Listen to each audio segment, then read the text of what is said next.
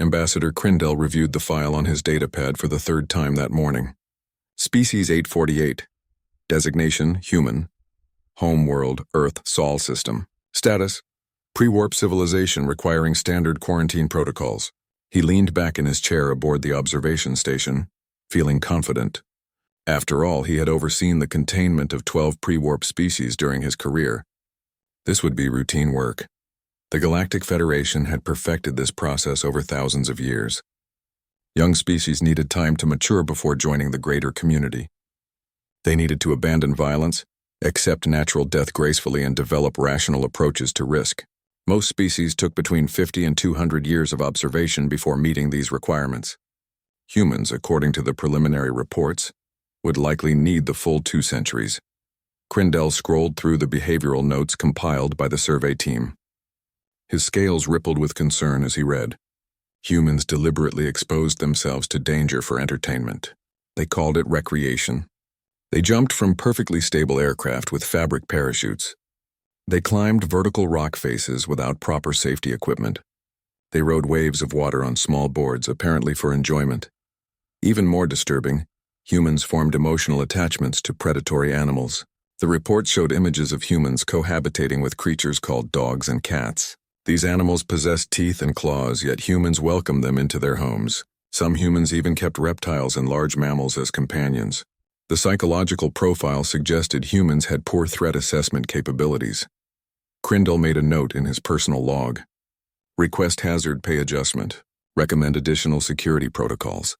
He transmitted the request to Federation Command and settled in for what he assumed would be a long but manageable assignment. The quarantine barrier surrounded Earth's entire solar system, a masterpiece of Federation technology. It appeared as a subtle shimmer in space, undetectable to human instruments but impenetrable to human vessels. The barrier had never failed. Not once in 847 previous deployments. Crindell spent his first week conducting standard observations.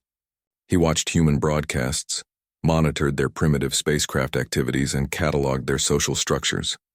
Humans were chaotic but not unusual. They argued constantly even within their own political groups. They created art about imaginary scenarios. They spent resources on endeavors with no practical survival value. The most puzzling behavior involved their response to members of their own species in distress. When natural disasters struck, humans from unaffected regions would travel to help complete strangers. They donated resources to individuals they would never meet. They risked their lives to save others, even when the logical choice was to preserve themselves. The survey team had flagged this as a statistical anomaly requiring further study. On day 8, Crindell's sensor array detected an anomaly near the quarantine barrier. A small vessel, clearly human in origin, approached the edge of their permitted zone. He magnified the image on his display screen. The craft was primitive, cobbled together from what appeared to be recreational vehicle parts and outdated propulsion technology. According to the registration data he intercepted, it belonged to a human named Betty Cho, age 73, occupation listed as retired educator. Crindell watched with growing confusion as the vessel continued its approach. Betty Cho could not possibly know about the barrier. Human technology was far too primitive to detect it. Yet she flew directly toward it as if following a deliberate course. The vessel stopped exactly 100 meters from the barrier threshold. Crindell checked his instruments twice to confirm. Betty Cho sat in her small craft, apparently waiting. For what? He could not determine. Then she waved. Crindell felt his breathing spiracles close in shock. She was looking directly at his observation station. That should be impossible. His ship employed full stealth technology. No pre-warp species had ever detected a Federation observer. Betty Cho waved again, more enthusiastically this time. She held up a sign written in English. The translation matrix rendered it instantly. Hello, neighbor. Nice force field. Crindell immediately initiated evasive protocols. His ship shifted position, moving 3,000 kilometers in a random direction. He waited, barely breathing, watching his sensors. Betty Cho's vessel rotated slowly, then pointed directly at his new location. She waved a third time. For several minutes, Crindell sat frozen. His training covered many scenarios. Aggressive contact attempts, accidental discoveries, even the rare case of a species developing faster than predicted. Nothing in the Federation manual addressed a situation where a lone elderly human in a homemade spacecraft somehow tracked a stealth vessel and greeted it with friendly gestures. Betty Cho showed no signs of leaving. She appeared to be eating something from a container, drinking from a thermos. She had settled in as if planning to wait indefinitely. Crindell opened a direct channel to Federation Command. His report was brief and confused. Command responded within the hour. Do not engage. Maintain observation protocols. The human will eventually return to Earth. But Betty Cho did not return to Earth. She remained at the barrier for 6 hours, occasionally waving at Crindell's ship. When she finally activated her return thrusters, she left something behind. A small probe, barely sophisticated enough to maintain position. Crindell retrieved it remotely and examined its contents. Inside was a handwritten note, a selection of what appeared to be food items sealed in plastic, and a photograph of an elderly woman smiling at the camera. The note read, "Thought you might be lonely up here. The cookies are homemade. The chocolate is Earth's best export. If you ever want to talk, I visit this spot every Tuesday. Betty." Crindell filed his daily report with growing unease. He did not mention the cookies, though he had already analyzed them for toxins and found them harmless. He did not mention that he had kept the photograph on his console. He especially did not mention that he had already marked the next Tuesday on his schedule. His predecessor had resigned after only 3 months observing humanity. The resignation letter was sealed in Federation archives, marked classified. Crindell had assumed the previous ambassador was simply incompetent. Now, holding a container of homemade cookies and staring at a photograph of a smiling human grandmother, he began to understand. Humanity was not going to follow any standard protocol. They were going to be exactly as difficult as the file suggested, but in ways no one could have predicted. He updated his log with a new entry. Day 8. First contact with human civilian. Subject displayed impossible detection capabilities and concerning kindness toward unknown entities. Recommend upgrading hazard pay to maximum level. Then, very carefully, he tried a cookie. It was delicious. Day 47 arrived with chaos. Crindell no longer bothered updating his log with calm, professional language. His reports to Federation Command now contained phrases like unacceptable persistence and deliberate disregard for cosmic boundaries, and his personal favorite from yesterday, weaponized friendliness. The humans had tested the quarantine barrier 23 times in the past month. Each attempt was more creative and absurd than the last. A group of university students had attached scientific instruments to weather balloons and floated them to the barrier's edge, taking measurements. A private company tried launching a communication satellite that would bounce signals off the barrier itself. Someone had actually attempted to mail a letter through it, sealed in a metal container with "To whom it may concern beyond the wall," written on the side in 12 languages. Worst of all were the teenagers. 5 adolescent humans had constructed surfboards with primitive propulsion units and attempted to ride the energy fluctuations along the barrier's surface. They had failed, obviously. The barrier was not designed to be surfed. But the attempt itself violated so many basic survival instincts that Crindell had to read the report 3 times to believe it was real. Crindell had made a mistake in week 2. A terrible career-ending mistake. He had responded to one of the messages. It happened during his 4th Tuesday observation of Betty Cho. She had returned every week as promised, always with snacks, always waving cheerfully. On week 4, she had brought a small whiteboard and written a simple mathematical equation, the kind of universal language the Federation itself used for first contact scenarios. Crindell, in a moment of weakness brought on by isolation and curiosity, had transmitted back a simple acknowledgement. Just a basic radio pulse in response. That single pulse had been a catastrophic error. Within days, every human with a radio telescope had triangulated his position. Messages flooded his communication arrays. Not threats or demands, but questions. Endless questions. How did the barrier work? What were his people like? Did he need anything? Could they send more cookies? Was the chocolate good? Did his species enjoy music? A human engineer named Ray Park became particularly persistent. Ray somehow calculated the exact frequency of the barrier's energy matrix and sent daily messages with detailed analysis. Most disturbing were Ray's suggestions for improving the barrier's efficiency. The man was trying to help Crindell do his job better. the job that specifically involved keeping Ray and his entire species contained. Crindell reported everything to Federation Command. He used phrases like unprecedented contact escalation and invasive communication patterns. Command responded with their standard directive: maintain protocols, avoid further cultural contamination. The humans would eventually lose interest. But humans never lost interest. If anything, they became more interested over time. A chef named Gloria Santos started sending recipes with detailed instructions. A priest called Father Murphy transmitted philosophical questions about the nature of existence and consciousness. A children's choir sent a recording of themselves singing songs of peace. Crindell found himself listening to the choir recording during his sleep cycle. He told himself it was for anthropological research purposes. By day 45, his console contained 1,147 unread messages from Earth. He had organized them into categories: technical questions, philosophical inquiries, cultural exchanges, gift offerings, friendship requests. That last category bothered him most. 1,700 humans had specifically asked if he wanted to be friends. Some included their personal communication details. Many sent photographs of themselves and their families. Crindell stared at the images during his meal breaks. Humans came in remarkable variety. Different skin tones, different facial structures, different body sizes. They all smiled in their photographs. Everyone smiled. Even the ones who looked old or sick or tired still managed to smile for the camera. His own species rarely smiled. They had facial expressions for satisfaction and contentment, but nothing quite like the human smile.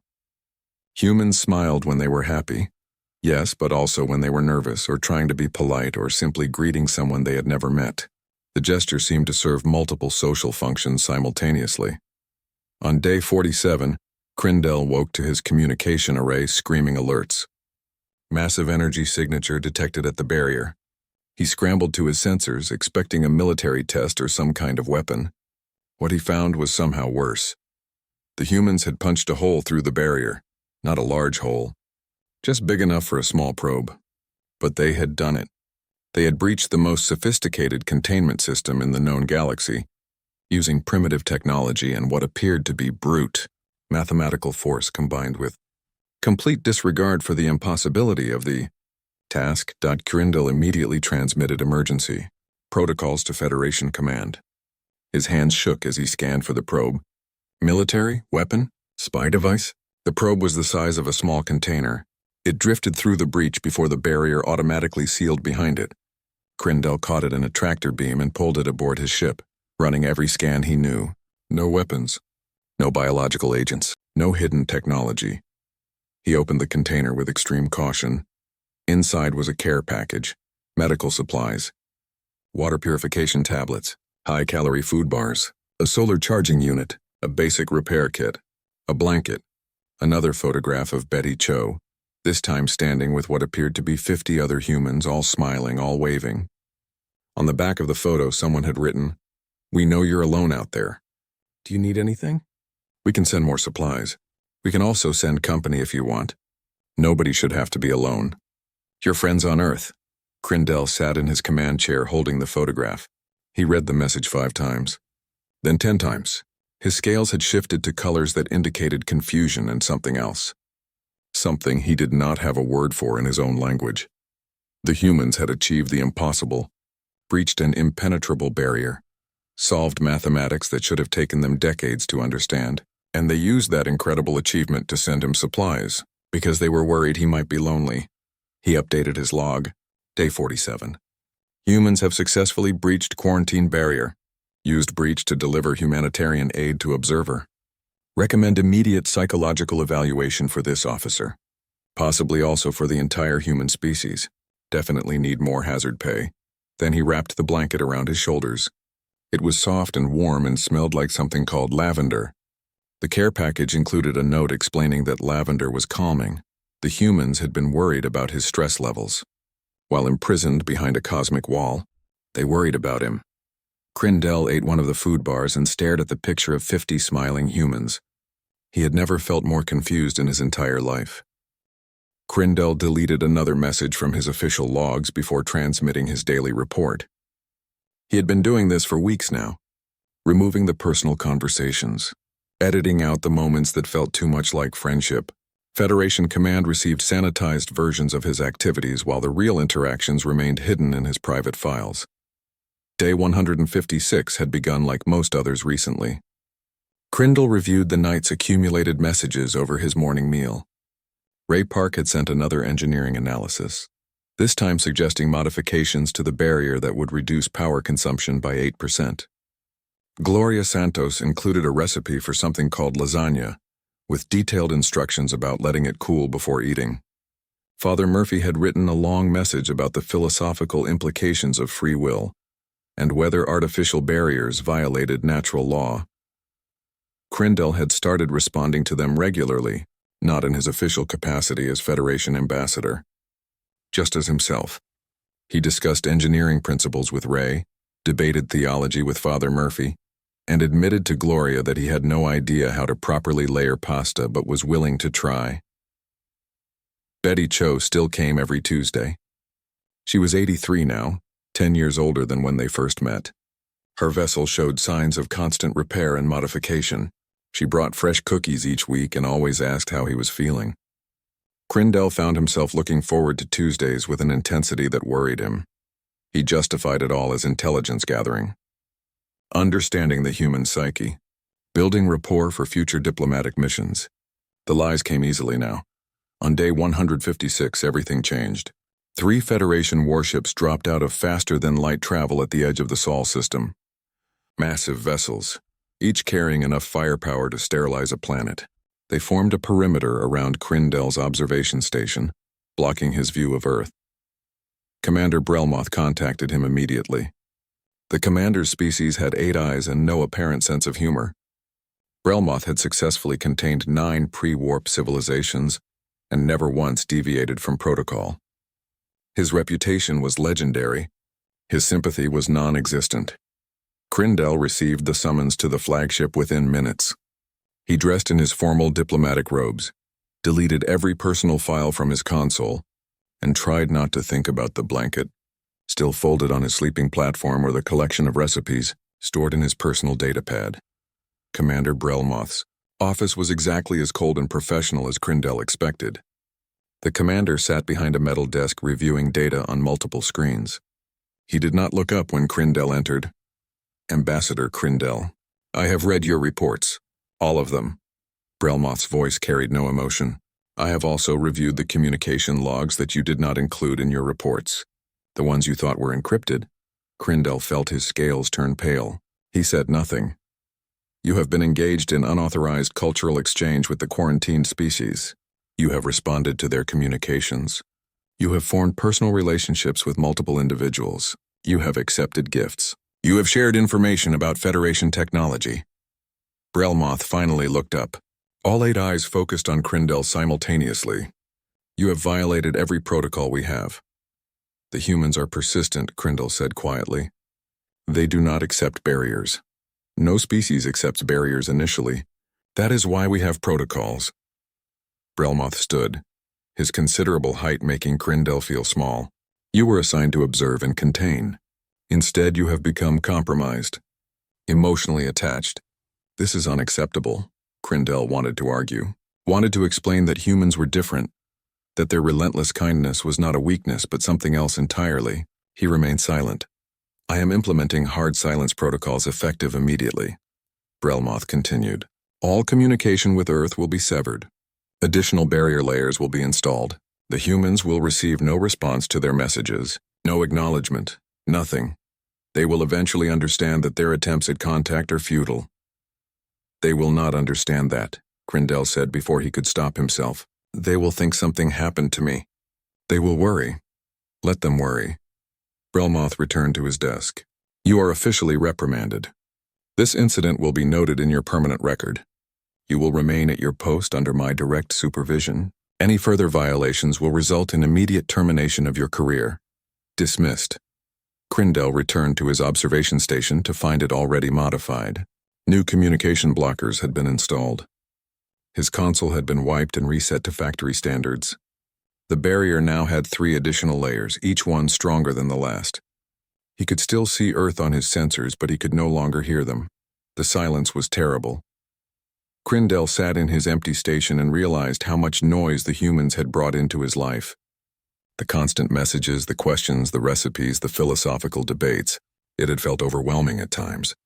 Now he would have given anything to hear Ray's latest engineering suggestion or Gloria's description of a new dish.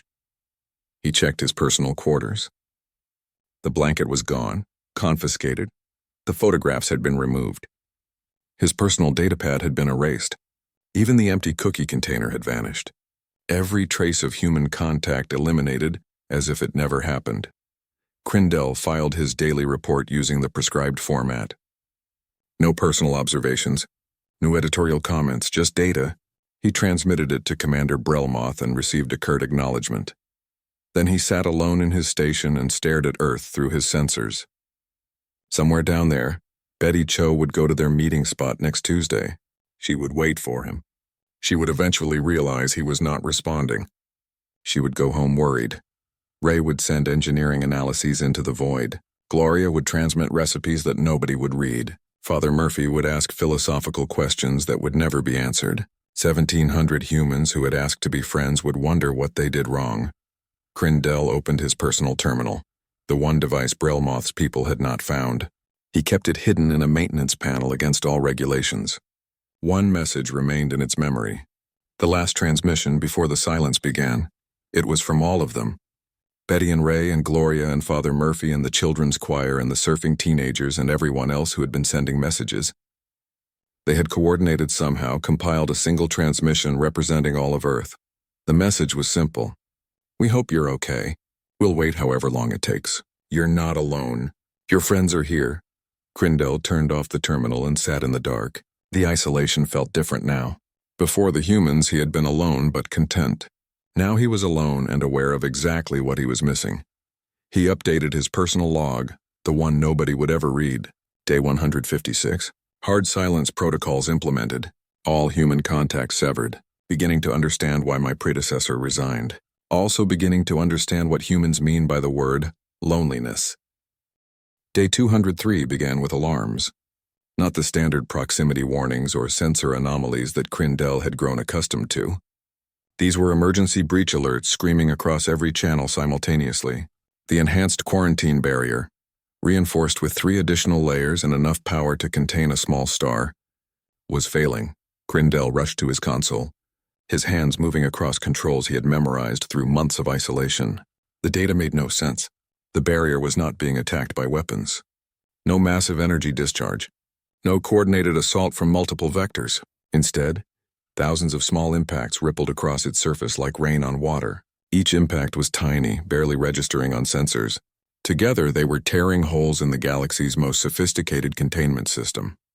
Human spacecraft. Hundreds of them, every design from sleek research vessels to cobbled-together hobbycraft. They were throwing themselves at the barrier in waves, each one testing a different frequency, a different approach, a different mathematical impossibility. Most bounced off harmlessly. Some broke apart on impact. A few got through. Commander Brelmoth's voice crackled across Crindell's communication system. All vessels prepare for combat protocols. The humans are mounting an invasion. But Crindell was staring at his sensors with growing understanding. This was not an invasion. The ships that broke through the barrier were not spreading out to attack or explore. They were all heading in the same direction. Toward a single point in space 3 light-years from Sol system, Crindell pulled up the stellar charts. The destination was a colony world belonging to the Yirim, a peaceful Federation species specializing in agriculture and philosophy. The colony had filed a distress signal 6 weeks ago. Plague, 90% mortality rate. Federation medical teams had reviewed the data and declared the situation unsalvageable. The official response was to maintain quarantine around the colony until the outbreak burned itself out. The Yirim had accepted this. Their culture valued collective survival over individual rescue. They transmitted final messages to their families and waited for death with grace and dignity. The Federation filed appropriate condolence documents and moved on to other matters. Apparently, the humans had intercepted those death transmissions. One of the human vessels broke through close to Crindell's position. It was larger than the others, clearly designed for medical purposes. Scanning revealed it carried hospital equipment, surgical supplies, and approximately 40 humans in medical attire. The ship's registration identified it as the Mercy vessel Hope's Gambit, commanded by Dr. Amara Okonkwo. Commander Brelmoth issued immediate orders. All vessels engage. Destroy the human craft before they can spread contamination or interfere with Federation operations. Krindel watched 3 Federation warships move into firing positions, their weapons locked onto the Hope's Gambit. The humans had no shields, no weapons, no defensive capabilities whatsoever. They were going to die. Krindel moved his observation station between the warships and the human vessel. The action was instinctive and completely irrational. His small station had no shields either, no weapons, no military value.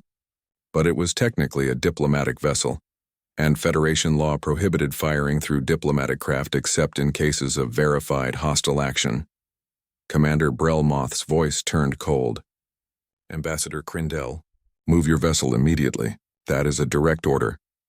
The humans are responding to a distress signal, Krindel said, his voice steadier than he felt. They are not hostile. They are attempting rescue. They are interfering with a quarantine situation and violating containment protocols. They will be neutralized. They are trying to save lives that we have already written off. Krindel checked his sensors. More human ships were breaking through the barrier, all heading toward the Yirem colony. We declared those colonists dead. The humans refused to accept that declaration. Because humans are irrational and dangerous, exactly why they require containment. Brelmoth paused. Ambassador, you have 10 seconds to move your vessel or I will fire through you. Krindel looked at his console. At the human ship behind him. At the Federation warships with charged weapons. He thought about Betty Cho bringing cookies every Tuesday for months. About Ray trying to help improve the barrier that imprisoned his entire species. About Gloria sending recipes and Father Murphy asking questions and 1,700 humans who just wanted to be friends. Commander, I formally request permission to accompany the human rescue mission, as an official observer, to document their actions and ensure they do not violate any additional Federation laws. The silence stretched for nearly a minute. Krindel could almost hear Brelmoth calculating. Shooting an ambassador was politically complicated, especially one who was technically volunteering for a mission to a plague world that the Federation had already abandoned. Request granted, Brelmoth finally said. You will take full responsibility for the humans' actions. Any violations will result in immediate termination of your position and possible criminal charges. When this mission inevitably fails, your career will be over. Understood? Understood. Krindel changed course to match the Hope's Gambit. He opened a channel to the human vessel. This is Ambassador Krindel of the Galactic Federation. I am authorized to accompany your mission to the Yirem colony. The response came immediately. A woman's voice, calm despite the circumstances. Ambassador, I am Dr. Amara Okonkwo. We received your transmissions months ago before the communication blackout. We have been monitoring the situation since. When the Yirem colony sent their final messages, we could not ignore them. People are dying who do not have to die. The plague has a 90% mortality rate. The Federation medical teams declared the situation unsalvageable. The Federation medical teams gave up. Amara's voice carried no accusation, just statement of fact. We do not give up. That is not who we are. Krindel felt his scales shift to colors he had no name for. The colony is 3 light years away. By the time we arrive, most of the colonists will be dead. Then we will save the ones who are left. Every life matters, Ambassador. Every single one. The Federation may have written them off, but we have not. We will not. Krindel watched as more human vessels joined the formation around him. Medical ships. Supply carriers. Even civilian craft modified with hospital equipment. Dozens of humans racing towards certain exposure to a deadly plague because they had heard someone calling for help. Why? Krindel asked quietly. Why risk yourselves for people you have never met? People from a species you did not know existed until weeks ago? Amara was quiet for a moment. When she spoke, her voice was gentle. Because they asked for help, Ambassador. Because we heard them asking. Because saying no was never really an option. Not for us. The fleet of human vessels accelerated toward the Yirem colony. Krindel matched their speed, his observation station keeping pace. Behind them, Commander Brelmoth and his warships maintained a safe distance watching, waiting for the inevitable failure. Crindell updated his personal log one final time before entering communication silence for the journey. Day 203. Humans have broken containment. Accompanying their rescue mission to Yirem Colony, Federation predicts failure. Humans predict nothing. They simply refuse to let people die alone. Career likely over. Strangely, this no longer concerns me as much as it should. Beginning to understand that humans do not calculate acceptable losses. They calculate acceptable risks. The difference, I am learning, is everything. The Yirem colony looked like the end of everything. Crindell had seen disaster zones before, studied them in his diplomatic training, reviewed sanitized footage in climate-controlled briefing rooms. Nothing prepared him for the reality of a civilization dying in real time. The main settlement stretched across a valley that must have once been beautiful. Agricultural domes lay shattered, their transparent panels cracked and dark. Streets were empty except for the occasional figure stumbling between buildings. The colony's central hospital flickered with failing power, its emergency lights casting red shadows across abandoned equipment. The Hope's gambit descended without hesitation. Dr. Amara's voice came across the communication channel, calm and professional. All teams prepare for immediate deployment. Hazard suits mandatory. Priority 1 is triage and stabilization. Priority 2 is identifying the pathogen. Priority 3 is everything else. Let's go save some lives. Crindell watched from his observation station as humans poured from their vessels wearing sealed environmental suits. They carried medical equipment, food supplies, portable generators, water purification units. They moved with purpose but not panic, following procedures that looked practiced and precise. The Federation warships maintained their distant position. Commander Brelmoth transmitted regular warnings about contamination protocols and safety distances. Crindell stopped listening after the first hour, day 208. The humans had been working for 5 days straight. Crindell kept detailed logs because that was what ambassadors did, but the clinical language felt wrong. How did you describe what he was witnessing in proper diplomatic terminology? The human medical teams worked in rotating shifts, each spending 6 hours in direct contact with infected Yirem before returning to decontamination. They set up field hospitals in buildings the colonists had abandoned. They rigged power systems from portable generators. They established clean water sources and distributed food rations. Crindell observed a human nurse named Patricia holding the hand of a dying Yirem child for 3 hours. The child was beyond saving. The medical scans were clear, but Patricia sat there anyway, speaking softly in words the child could not understand, just so the young Yirem would not die alone. The child died. Patricia cried inside her hazard suit for exactly 2 minutes. Then she moved to the next patient. Dr. Amara worked 20-hour days. Crindell monitored her vitals remotely, and they were concerning. Elevated stress hormones, inadequate sleep. She was pushing herself to physical limits that would damage her health. When Crindell mentioned this, she laughed. Actually laughed. Ambassador, I appreciate the concern, but people are dying. I'll rest when they're stable. You will be useless if you collapse from exhaustion. Then I will collapse after I finish with this patient. And the next one, and the one after that, she did not collapse. None of them did. They just kept working. Ray Park was there too, not as medical staff but as an engineer. He worked on the colony's failing infrastructure, repairing environmental systems and power grids with materials that were never designed to work together. Crindell watched him jury-rig a water filtration system using parts from 3 different incompatible technologies, human determination, and what appeared to be creative swearing. By day 212, the mortality rate had dropped to 70%. Still terrible. Still a catastrophe by any measure, but 3 out of 10 Yirem who would have died were now stable. The humans treated this as unacceptable. They worked harder. Gloria Santos had come with the mission, not as a chef but as a nutritionist specializing in alien physiology. She worked with the medical teams to develop food that the weakened Yirem could actually digest. She prepared meals by hand when the automated systems failed. Crindell observed her feeding an elderly Yirem who had lost the strength to eat independently, speaking to him gently about nothing important, just filling the silence with human warmth.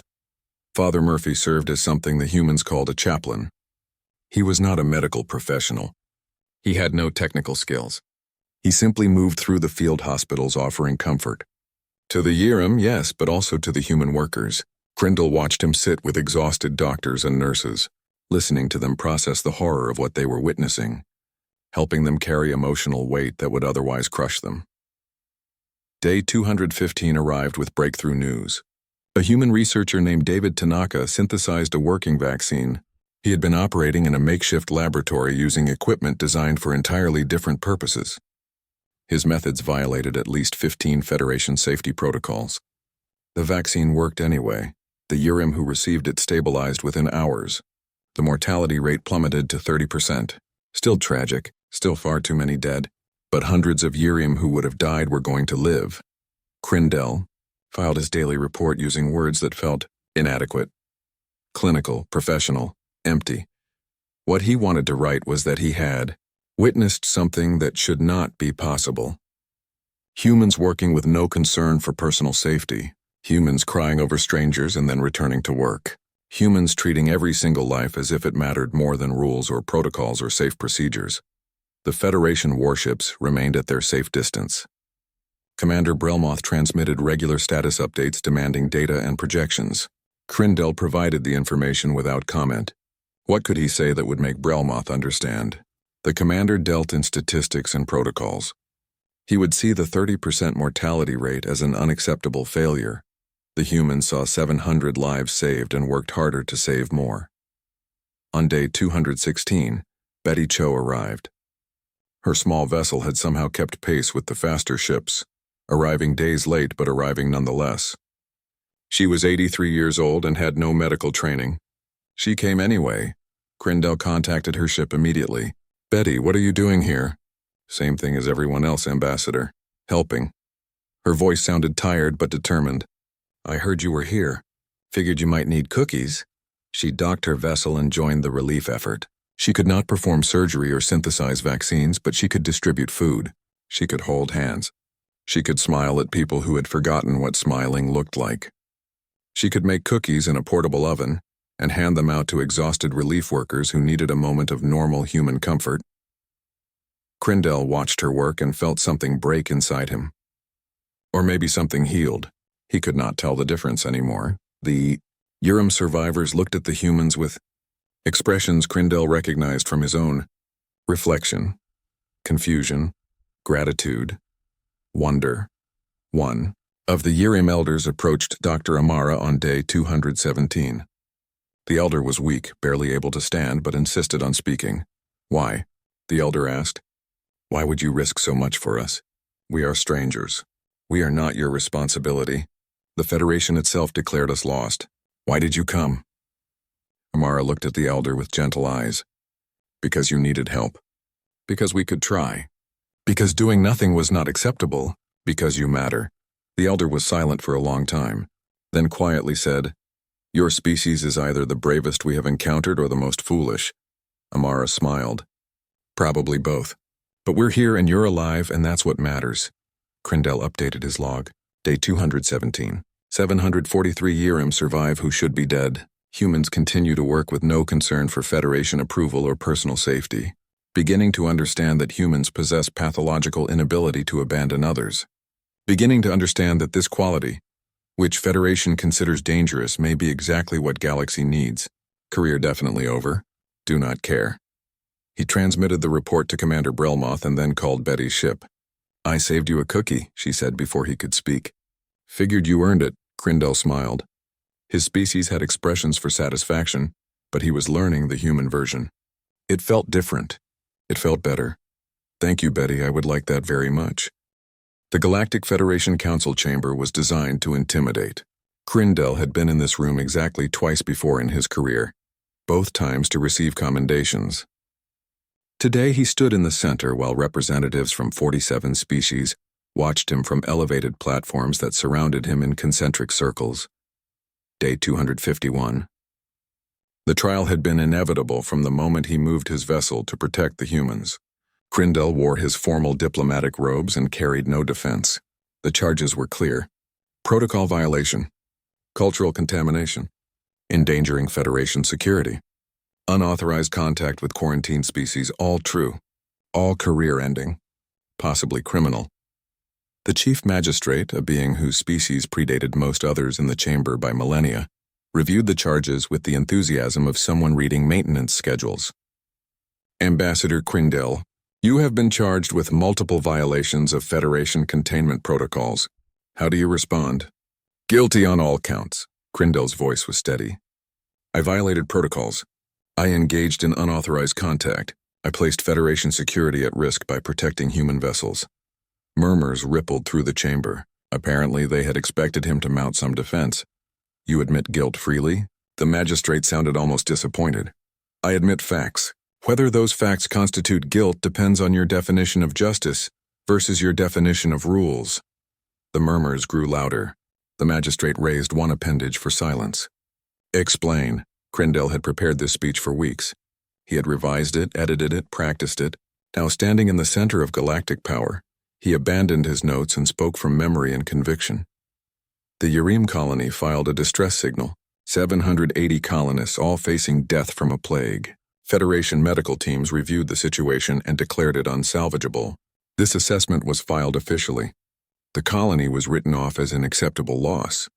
The Urim accepted this judgment because their culture values collective survival. They sent final messages to their families and prepared to die with dignity. Crindell paused. The chamber was completely silent now. Humans intercepted those death transmissions. They calculated the travel time, the infection rate, the probable mortality statistics. Every calculation showed the same result. Any rescue attempt would arrive too late to save most colonists. Any rescue attempt would expose rescuers to deadly contagion. Any rescue attempt violated containment protocols regarding pre-warp civilizations. The humans went anyway. The silence deepened. They broke through our most sophisticated containment barrier. They violated every safety protocol we have. They exposed themselves to a pathogen that had a 90% mortality rate. They did this for people they had never met, for a species they learned existed only weeks prior. They did this knowing they would probably fail. Crindell looked around the chamber at species who had achieved interstellar travel, who had mastered energy and matter, who had built civilizations that spanned solar systems. 743 Urim are alive today who should be dead. The humans saved them using primitive equipment, impossible determination, and complete refusal to accept that anyone was beyond saving. They cried over the ones they could not save and kept working. They worked until they collapsed and then got up and worked more. They treated every single life as if it was the only life that mattered. The Federation declared those colonists lost, acceptable casualties. The humans rejected that calculation completely. They do not calculate acceptable losses. They calculate acceptable risks. The difference is everything. The magistrate was silent for a long moment. Ambassador Crindell, the humans saved lives that the Federation had abandoned. This is commendable. However, you are not on trial for the outcome. You are on trial for the violations that led to that outcome. Rules exist for reasons. Protocols protect us from chaos. If every ambassador decided which rules to follow based on personal conviction, the Federation would collapse. Then perhaps the Federation should examine why its rules require writing off hundreds of lives to maintain order. Crindell knew he was ending his career with each word. He continued anyway. The humans are dangerous. This is true. They ignore reasonable limits. They refuse to accept impossible situations. They break rules whenever those rules conflict with their moral instincts. But the Urim colony proved something that this council needs to hear. The galaxy has become stagnant. We have achieved peace by accepting limitations. We avoid risk by avoiding action. We maintain stability by writing off the unstable. The humans reject all of this. They are going to break containment repeatedly. They are going to violate protocols. They are going to cause problems. Crindell felt his scales shift to colors that indicated absolute certainty. But they are also going to solve problems we have deemed unsolvable. They are going to save lives we have written off. They are going to refuse to accept what we have learned to tolerate. The galaxy needs that refusal. We need their chaos. We need their impossible determination. We need their stubborn insistence that every life matters. My recommendation is simple. Do not contain the humans. Set them loose. Give them the problems we have decided are beyond solution, and watch them refuse to accept our conclusions. Let them save the species we have abandoned. Let them ask the questions we have stopped asking. Let them remind us that rules serve people, not the other way around. The chamber erupted. Representatives shouted in dozens of languages.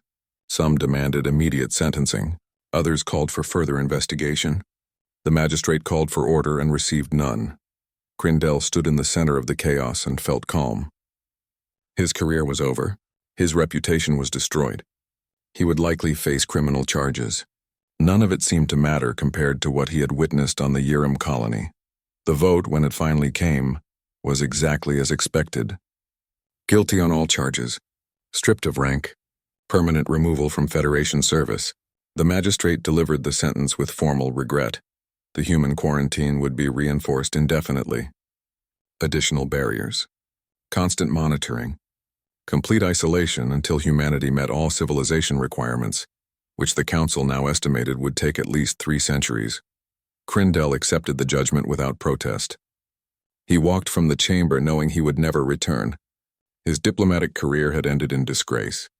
Every species in the galaxy would know him as the ambassador who violated protocol and paid the price. Outside the council chamber, Crindell checked his personal communicator. One message waited, transmitted through unauthorized channels that should not exist. The encryption was human, modified by someone who understood Federation security far too well. The message was from Commander Brelmoth. Ambassador, I have submitted my resignation from Federation service. My stated reason is irreconcilable philosophical differences with current containment policies. My actual reason is that I spent 3 weeks watching humans save lives I helped write off as lost, and I can no longer justify following orders that prioritize procedure over people. Someone needs to teach these humans proper navigation protocols if they are going to keep breaking out of containment. I have accepted an informal position as advisor to Earth's space program. They pay terribly and have no concept of proper safety margins. I look forward to working with them. Commander Brelmoth, formerly of Federation Fleet. Crindell felt his scales shift through colors that indicated joy, surprise, and something very close to hope. He filed one final log entry, not as ambassador, not as Federation official, just as Crindell. Day 251. Trial complete. Career over. Humans will remain contained for at least 3 centuries according to Council vote. I estimate they will break containment within 6 months. When they do, the galaxy will be better for it. Personal note.